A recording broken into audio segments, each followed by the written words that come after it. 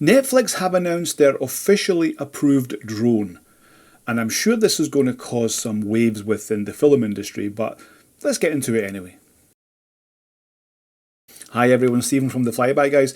Yeah, so some news out this weekend that Netflix have officially announced their approved drone that they want to use within productions. Now they're wanting to cut down, let's say, some costs, and they want to use a certain drone. Now that drone in question is a DJI Inspire 3.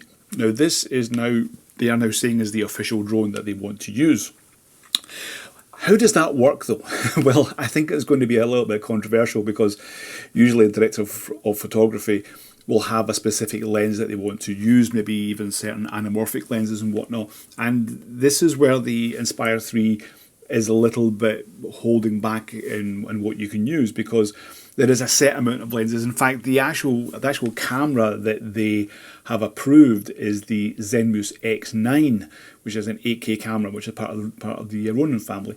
Now, that really kind of limits many aspects to certain kind of lenses that they would want to use.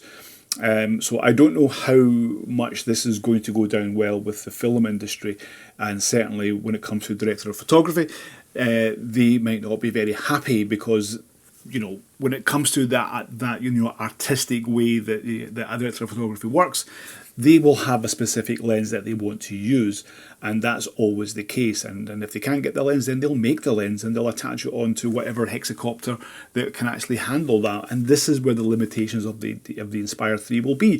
So, but it's actually a really, really good thing, because it actually makes this a little bit more entry level for many, many people if they want to get into that.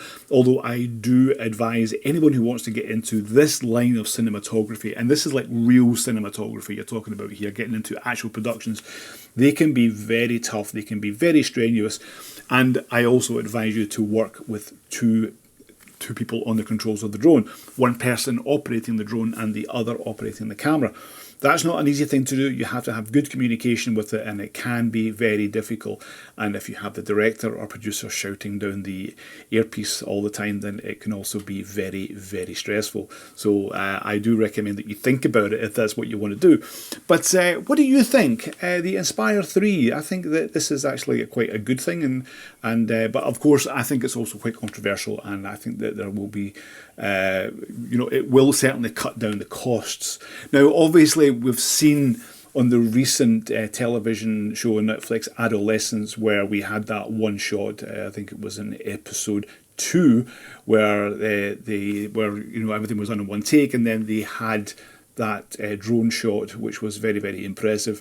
Now, that could not be done on an Inspire 3 because you would not be able to, attach the fitting there to the gimbal on time. It just would not work because it's quite fidgety to get that in there. We have a couple of payloads here for the M350s, and it's the same type of mechanism on there, and you have to. I think when you have a shot happening, that will never work. That will never work. So when it comes to shots like that, the Inspire 3 will never ever work that way at all. But that's where the hexacopters and the bigger payloads will actually work. Anyway, what do you think about this? I think it's really, really good that this is an approved drone. Is this also some kind of propaganda to also help with the possible ban coming up as well? This was the first thing I thought as well. It just could be possible that they want to help this.